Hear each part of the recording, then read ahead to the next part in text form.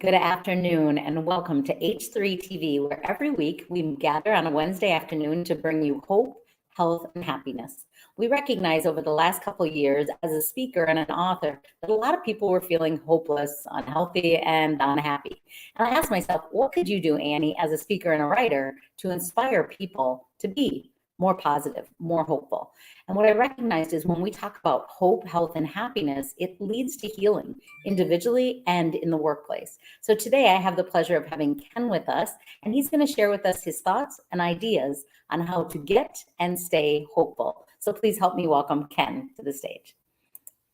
Hey, Hi, Ken, Annie. thanks for being with us. Why, thank you, Annie. Glad to be here. All right. Tell us a little bit about who you are. Where do you live? What do you do? Who are you? Yeah, I am based near Princeton, New Jersey, and I am a speaker, trainer, and coach, and focus on the developing human workplace and what we can do to forge a better, more equitable, more balanced place for us all to work, and taking at it from a very human perspective.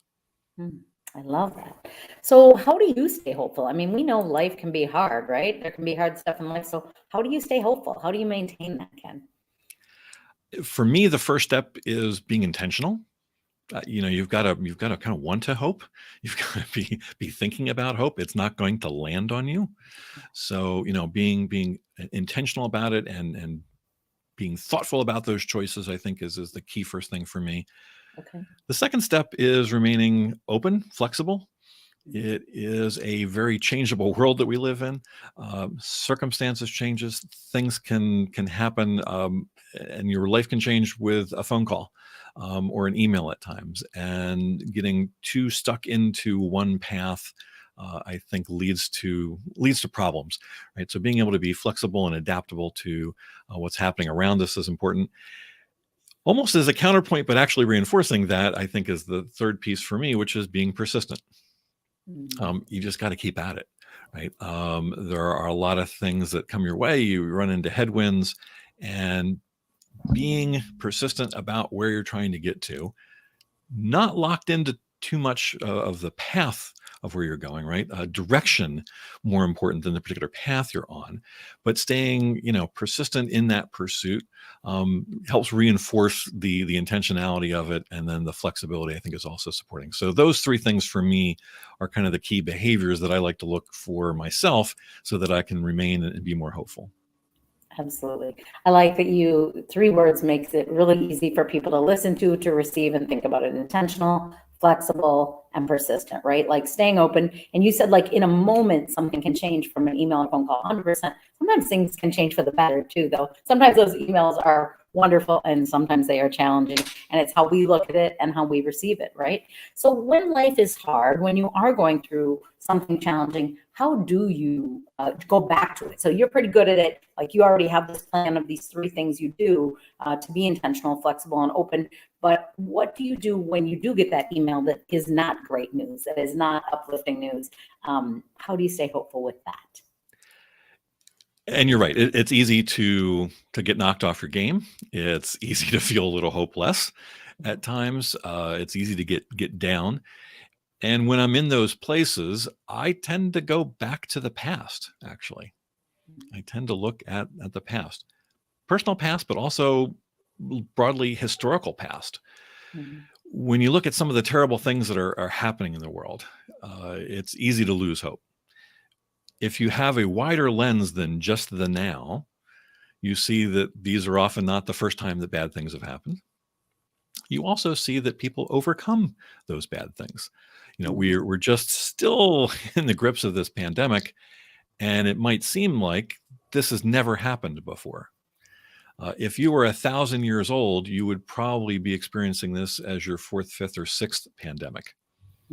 And we, as a race of humans, have gotten through those. As a civilization, we've gotten through those. You can even look in North American history 100 years ago. Devastating pandemic, but we got through it. And when you see the arc of history, and that it bends towards the positive, that it bends towards people being successful in the end, for me, it brings back hope that, okay, as dire as my circumstances might be right this moment, there's opportunity. And this is not the only day that I'm going to be alive. There's going to be the next day and the next day. And it is that striving, going back to persistence, right, that will get you there. So I like to look at that historical arc whenever I start to get too sucked into the news or just have some bad news myself, to think, okay, yeah, all of this is part of a path. Progress is not linear. It's a lot of up and down, right? And you see that in the stock market, right? The stock market just doesn't go straight up. It's up and down. The trend is up, right? And that's what I look for, right? Is that trend line moving in the right direction? And that is one of the things that really helps me restore hope. I love that. I wear yellow because yellow is the color of hope, because the sun will come up tomorrow, and yellow reminds us that to be in hope.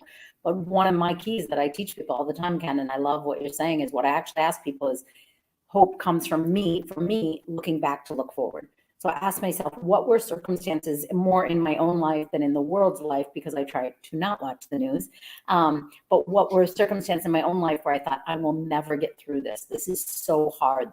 Whether it was grief of losing a young friend or family member that I've lost in my life, or struggling financially, or struggling to read and write, and then producing a book, right? And so I asked myself, how far have I come? And then I look around other people, and I think, when people get stuck in their pain, stuck in their challenge, can they look back to look forward? Can they remember how much they've already accomplished, how resilient they are, how also going through tragedy and struggle also allows us to become more empathetic and compassionate to those we meet on our journey that are struggling, and rather than to have no feeling about it, to have compassion toward what they're going through. So I love that. Very important reminder. And I think that is the empathy piece of that is so critical. Yeah. Sometimes the things that happen to us that we think are really bad, in fact, are hidden gifts sometimes. That's And right. There's always a lesson. the growth that comes from some of that pain of loss, or injury yourself, enables greater connection, enables Yeah. you to reach out to people in a deeper way. I didn't appreciate back pain until I suffered it myself. And okay, and it opened my eyes to, oh my goodness, yeah, here's what's happening with people who have that chronically. I had it acutely, but chronically. Losing a family member or loved one really does also change you. Yeah. Going through, sometimes these difficult life things, divorce, what have you, right? It changes you in a way that actually grows you, and enables that greater connection with others. 100%. I think when we get a look back, we can have that perspective and say, what did I learn? And as if we're willing to be open to learn from it and not stay bitter inside of that challenge. So when you think about hope, Ken, do you think it is more like it happens by choice, or by chance, or by circumstance? How do people that are listening right now and feeling hopeless, how can they shift that hopelessness into hope? How do you think that could happen for them? Yeah, this is an interesting question, and I think that from my perspective, it starts with choice, but is modified by chance and opportunity, right? And circumstance. You have to go into it being willing to be hopeful. You have to make that choice. And I said, if you haven't, I think you close down in a way that prevents the opportunistic things from happening, the chance encounters, your environment from really helping you grow. They talk about people being able to take advantage of opportunity in business. Well, that happens only if you're prepared to jump on that opportunity when it happens, right? When opportunity knocks at the door, you have to be ready to go. Your bags have to be packed. You have to, got your shoes on. You need to be ready to go. If you're still in bed, you're not going to get to the door before opportunity's moved on to the next phase or next door. So for me, really starting with choice first, and then allowing the chance and the circumstance to be part of that, as supportive aspects, is where my mind goes.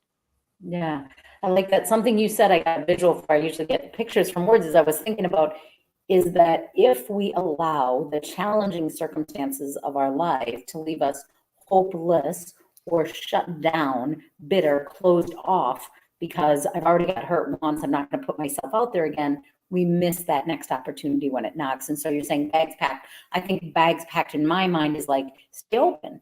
Don't assume that because something bad happens, something else bad's gonna happen. Be smart about it, be wise, protect yourself, but don't be so protected that you're shut down and you miss out on the opportunity, you miss out on the lesson and the challenge. So I think that was a great reminder. What do you think the big difference between being a hopeful person and an optimistic person is? These get used together, right? They potentially overlap, almost being synonyms, but I think there actually is a difference. Okay. And for me, the difference is that uh, optimism comes from the rational side. I can Mhm. look at circumstance, I can look at data, I can, say, okay, here's my expectation of what will Mhm. go on. If I'm a sports fan and it's the beginning of the season, I can look at my team and think about the talent they've got and who they're going to be up against, and I can maybe have optimism that they're going to, win the championship that year. I can look at my business and see the proposals I've got out and the potential income coming in. That okay, that gives me optimism. Without that data, I think it's a little harder. So hope for me though is something that sits in the emotional side. It's maybe irrational. There may not be a basis for it. It is something that comes from within, right? I think more so than without. Although I think of myself as an optimistic person. I think that's part of my nature. But I think the hope is that just core gut, heart-driven I'm going to experience stop where you for a optimism is minute. more. Someone's commenting that our video is not working. So I'm going to Ah, stop you. I'm going to end it and then I'm going to restart it. Okay. So hang sure. on right there. All right.